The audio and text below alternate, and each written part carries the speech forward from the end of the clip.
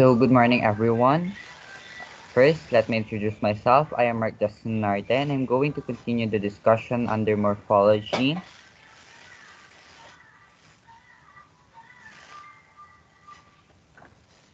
So, in morphology, we have morphemes.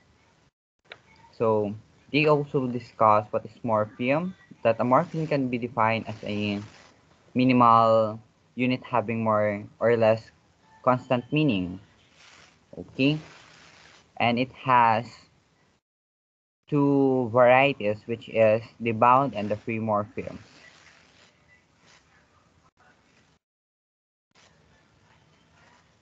So, in free morphemes, we have the two subcategories, which is the lexical and grammatical morphemes. So, free morpheme is one that can be uttered alone. So, here, I will focus on lexical and grammatical morphemes. Okay, so let's move to the main topic. So, lexical morphemes are those that having meaning by themselves more accurately. They have sense. So, they are the morphemes that carry our messages, or they are the content, or have the meaning and the sense of words. Okay, so they are our word choice that carry the message that we are conveying. They are ordinary nouns, adjective, verbs that we think of, words which carry the content of our messages. Okay, so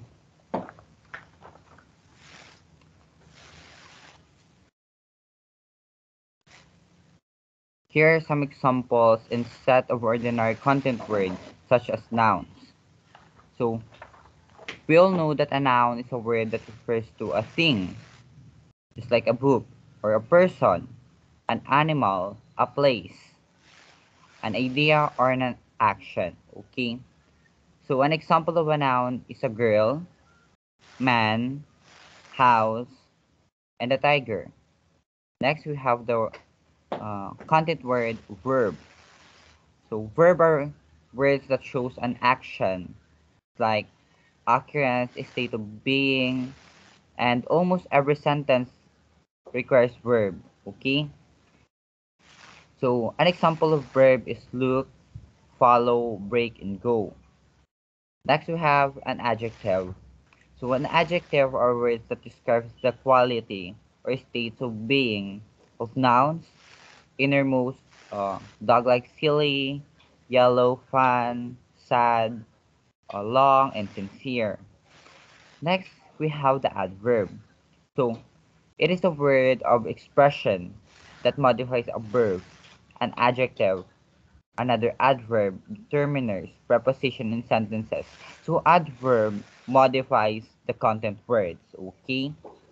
So you can see here at the content word or lexical morpheme, they are usually free morphemes that carry their full meanings in the word itself.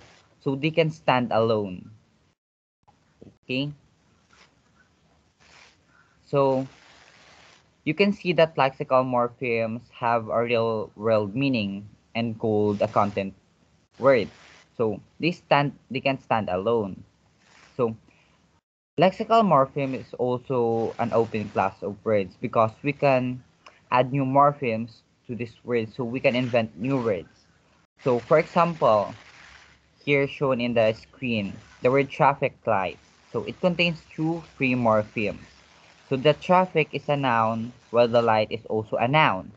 So a noun that the traffic light that is a noun means a vehicle moving in a road, or for example a stream of heavy traffic, while the light, the natural agent that stimulates sights and make things visible in our world. So for example the illumination, the brightness, or the light of sun. So if we combine these two free morphemes or lexical morphemes, or what we call the content words, the traffic the traffic plus light, we can create the traffic light, okay? Which means a signaling device positioned on the road intersection or in simple terms, the stoplights. So you can see here that they can stand alone. Traffic can stand alone without the word light, while the word light can stand alone without the traffic. Okay? Next, in lexical morpheme, we can use compounding. So when we say compounding, it means that we can form new words by compounding two or more lexemes, or in simple terms, words. Okay? So here are some example of compound words or content words. So for example, the word key plus board. Key is a noun which means a panel of key that operates in computer or typewriter, while the board is also a noun. And when we combine these two free morphemes, key plus board, it has two free morphemes, okay? So when we combine this, we can create the word keyboard.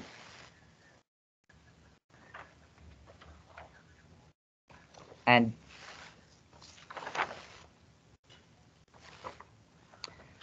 key and board, both of them is meaningful. So we can easily define the key and board. So we can combine those two separate morphemes to create a new word, which we can form the keyboard. A next example is a pick, which means a verb, and a pocket is a noun. When we combine these two free morphemes or content words, we can create a pickpocket, which means a person that steals from people's pocket. Next, we have the home, a noun, and in the word work, the verb. If we combine this noun and verb, we can create the word homework, which is a noun. So you can see that they can stand alone. Okay, so that's why they are called open class, because the combination of two words. I need to tell you that we can consider uh, a compound word if we cannot create new meanings. Just like if it do not carry a new idea or a new information. For example, or for the instance, the sequence, if we add the word egg and plus the bird, it would not be considered a word because all of the birds comes from egg. Okay, so since in lexical morphemes we can invent new words and they are referred as a open class, so they are treated because we can easily define and easily view them as lexical in our language easily. Next, we have the grammatical morpheme. So, in grammatical morphemes, it do not carry the content of a message, but rather it helps the grammar of the sentence to function. So, we can simply term call it as the grammatical connection. So, it is called the functional morphemes because it is the class of words which consists largely of functional language. So, functional morphemes are words that bring function inside of them. So they assist the lexical morphemes to add details to the meaning.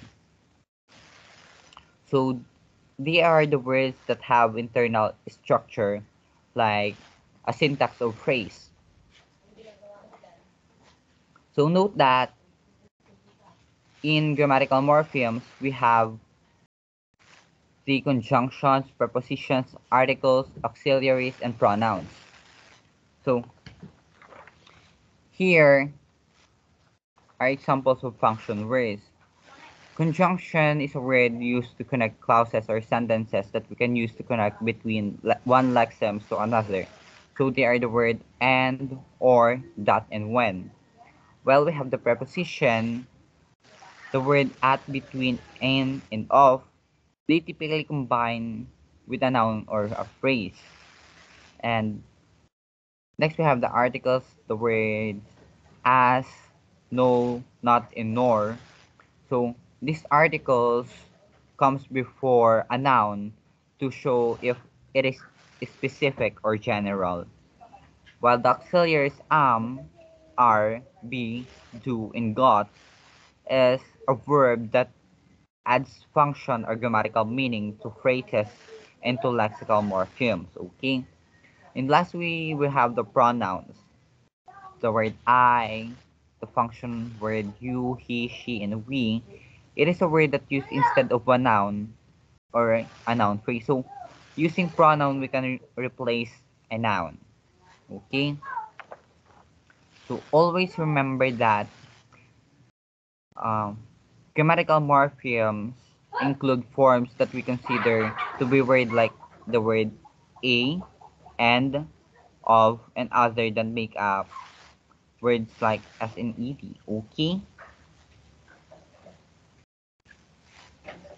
So their grammatical morphemes also referred as post class words because we cannot create new morphemes. So because we cannot create new morphemes, we can uh, easily define them, but it's easy to define the function of the word. So it's just like I've said earlier na function words are grammatical words that glue the sentences. So yung word na the, for the instance, ano ibig sabihin nun? So mahirap siyang i-define, pero madali lang siyang i-define kapag kinabit mo siya mismo sa sentence. Next is yung word na or. So, mahirap i-describe yung meaning niya, pero yung function niya is napaka-clear. Okay? So, function words serves as grammatical connections. Okay? They are between the content words. Again, I will repeat that they are function words that serves as grammatical connection between content words. So, they're not typically combined with affixes that change their meaning. Okay? So, to under, be understand clearly, here are a graphic organizer that presents the free morphemes and its subcategories. That one is lexical morphemes, noun, verb, and adjective. So grammatical morphemes includes conjunction, preposition, determiners, or what we call articles and auxiliaries. So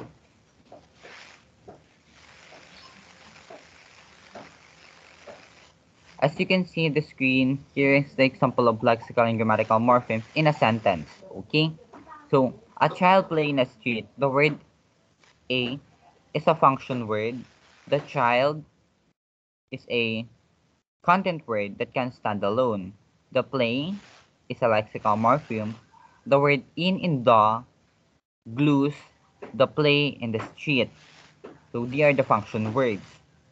In the street is a content word. So, the word I, a pronoun, need is a lexical morpheme. The word or the function word to connects the word need and go. So we can create I need to go. And the word content word now is a lexical morpheme that creates I need to go now. Okay. Next is the function word but and you. And lastly, we have the content word or the words that can stand alone, the word can and stay. So the word but and you glues the can and stay. So we can create I need to go now, but you can stay. Okay? So here's the summary of my lesson.